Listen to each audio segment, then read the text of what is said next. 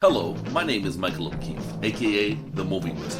If you enjoy this interview and want to hear more top-notch film industry conversations, please press the thumbs up, subscribe to this channel, and hit the bell to stay in the know.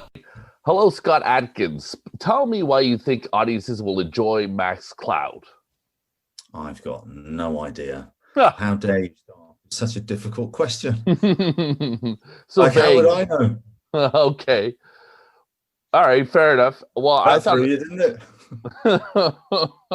I guess you're biased because you were in it. But what I liked about it was your character is sort of a stiff, like Captain America, but the movie feels sort of loose and conscious, like more like an Iron Man movie.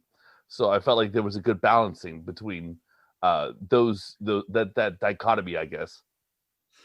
Yeah, stiff like Captain America. Yeah, listen, man, Captain America, that is a tough part to play because he is the goody two shoes, isn't he? That's a tough one to pull off. Max Cloud is not a goody two shoes. He's the man, and he knows it. He knows that he's an intergalactic space hero, and he's more than willing to let you know about that. And this is his downfall. At the end of the day, he's too overconfident. He's got no. He's if there's going to be a fight against some intergalactic space ninjas, he's the guy you need on your side. However, he's got no social skills, and he's just basically a bit of a dick. Buzz Lightyear was a reference from the director. For me, somebody like Ron Burgundy, just a bit of a doofus. That's good stuff. So we mentioned the MCU, and you have a role in the MCU. You were in Doctor Strange. Tell my audience about that. Yeah. Well, I was in the MCU, and now I'm not because I'm dead. End of story. Were you with? I'm sorry. Were you one of the bad guys? Yeah, I was a zealot. Okay. Lucian, one of the Calisius's zealots. I think I'm saying his name right. All right. Mads Mikkelsen's character. Yeah. I had an astral fight with Doctor Strange, and with the help of his cloak, he was able to kill me. Okay. So how important do you think a sense of humor is when acting in a superhero role, and how did you prepare for your role in Max Cloud? I mean, it's not real. I wouldn't call him a superhero. It's because it's a sci-fi action comedy as opposed to a superhero movie. Right. The comedy is much broader than anything from the MCU. It's more like Flash Gordon or something just zany and crazy like that. Inspired by the 80s, early 90s stuff. It's very 80s inspired, including, he's like an 80s action hero, sort of trapped out of time. Mm-hmm. And you kind of have a old video games aesthetic, sort of a Nintendo NES or Sega Genesis sort of vibe going on. So Sega Genesis was what the director wanted. Yeah, that 16-bit scrolling thing. And that was a good device for him as a director, because if ever we didn't get a scene because we ran out of time, you could just do the 16-bit version on the computer. Okay, so they walked from here to there. Good. On to the next scene. So when people say figure it out in post all the time, it was much easier with this movie because you could just do those 16-bit figures and figure that one out. No action scene. We didn't get time to. We can't do that action scene. Okay, we'll just do the 16-bit version. Well, that's helpful. Was the shoot enjoyable, and did you develop a kinship with anybody while making this project? I hated everyone, and I still hate everyone. So no, but it was very enjoyable, and I had a great time. I wanted to do something that was comedic and different, and I'm quite prolific. I work a lot. So, there's been two of my films come out this year that are very much what people are used to. Mm-hmm. And I just throw this one in as a little bit of a curveball for them. Lucky us. So, like you said, you're very prolific. You worked with Jean-Claude Van Damme 4 times. And I would love some insight into the man. What's he like to work with? And what's he like as a man? Well, the man, the myth, the legend, Jean-Claude Van Damme, the muscles from Brussels. Van Damage, double the impact. Double the Van Damage. I mean, he's a legend, isn't he? He's a legend. Mm-hmm. And I'm the kid that grew up watching his movies, very inspired by him. So for me to meet him was like, I felt it's not fair for him really, because I'm looking at him through the eyes of the starry Yeah. kid. So I think I freaked him out when I brought my scrapbook out with all the old cutouts. That didn't go down well. But yeah, look, he's cool. He's he can be different things. He's very, very childlike sometimes. He's in touch with his Mhm. he's got a boyish quality about him. And look, he's Van Damme. He's the man. What else is there to say? I guess so. That's it. That's what we need to say. All right, we're just gonna move on. All right, so so New Year's resolutions will be happening soon, and what does everyone say? I'm going back to the gym, right? So Yeah. I would love Let's for get back you, from especially during coronavirus, nobody's working out. Everybody's eating shit and drinking alcohol or doing drugs or whatever.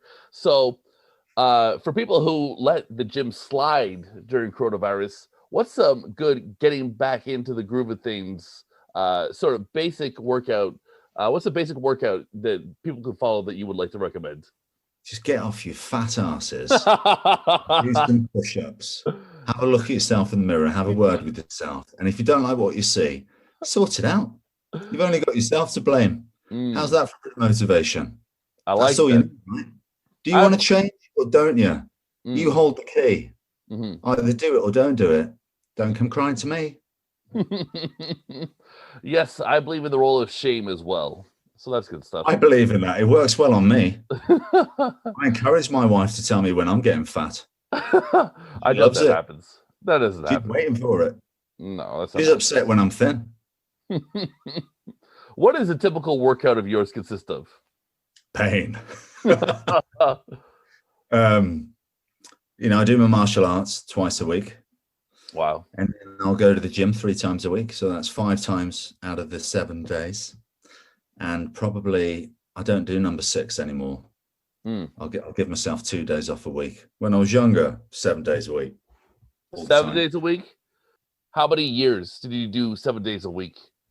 If I was getting ready for a movie, it would be 7 days a week. Because if you're getting ready for a hardcore sort of action film, yeah, you're going to be fighting and doing stuff every day almost on set. And you need to get your body accustomed to the pain. So it's like it's an endurance sort of thing. So you just got to get your body ready for the shock of doing something every day. Yeah, and I was interested reading that you've worked with Yadamu Pin and all the great Hong Kong 3 times. Three times on Ip Man, right? And what else? What are the other projects? Unleashed and Black Mask 2. Everyone remembers that one. I've seen that one with Jet Li. Yeah. Yeah, I've seen that movie. I apologize. I apologize for that one. No, I enjoyed it. I didn't, I hear you though. Do you remember me in it? No. Maybe. I'll watch it again just because I'm embarrassed right now. Dr. Lang, mate. Dr. Lang. Yeah, I don't know. The other 2 are great. Ip Man 4 was great. You were really good at that. But tell my audience the differences between a Hong Kong fight choreographer and a Hollywood one. A Hollywood one will go, "Are you okay, Scott? Would you like to do another?" Right. Would you like a latte, cup of tea?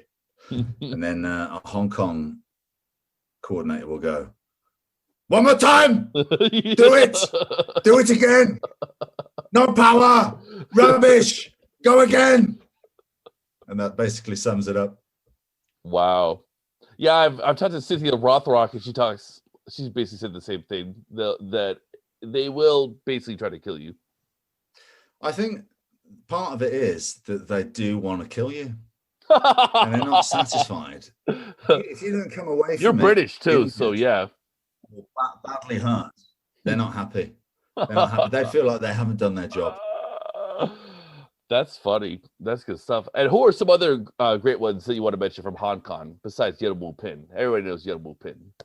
Yeah, well, Sammo Hung, I mean, he's obviously, well, I don't know if everyone knows who he is now, but not only is he an amazing performer in front of the camera, we know many of his films that he starred in, but behind the camera in terms of action direction, he's one of the best to ever do it. Him and Yuen Wu Ping are like the best to ever do it. Oh, yeah.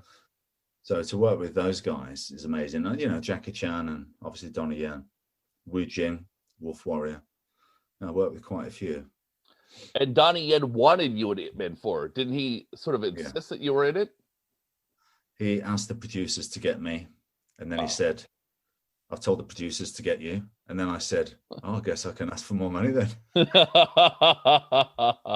No, not really. Not really, Donnie. Okay. Oh, that's fun. For free. And you're also going to mention one more big Hollywood movie, Zero Dark 30. What was that like?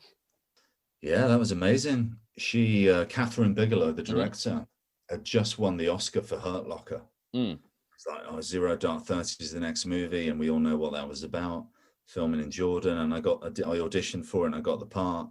And then they flew me over there like straight away. And I kept saying, can I have a script, please? Because I really want to know what I'm doing and what part I'm playing. And they wouldn't give me one. They didn't give me the script until the day of the scene. So it was actually really nerve-wracking because, you know, a way to tackle nerves is to feel prepared and ready. But I just, you know, that was not the case. So that was a good experience because I really felt like it was trial by fire sort of thing, you know. Yeah, well, there you go. Experience, but I enjoyed it. It was great. And sorry, well, I said it was a mention, that was the last one, but Expendables 2, my favorite Expendables movie. Was that fun too? I'm in it, right? That's because I'm in it. That way I like it so much. No, it is a good one. It is a good one. I think it got the tone right. The first one maybe wasn't sure how comedic it should be, and it was quite serious. And then I think they got the tone right on the second one. And then in the third one, nobody cared about all the new Expendables. They want to see the old. I mean, don't care about me. You want to see Arnold, Sly. You want to see the old action legends. That's what we wanted. That's what made the film special. So, yeah, I think they messed up with that. I agree. 2 is my favorite. So, Scott, thank you very much for your time. I really appreciate it. Do you have any final thoughts about Max Cloud before I let you go? Go and watch Max Cloud. There's too much, anxiety-filled frustration in this world at the moment. It's Christmas. Yeah. Give yourself a treat and watch a sci-fi action comedy. You'll have a good time. And sorry, Michael, for being a little bit silly on this. No, you're fun. Today. I like it. I enjoy it. It's fun. It's a good time. All right. Well, take care, my friend. All the best. Okay, buddy. Thanks, mate. Bye-bye.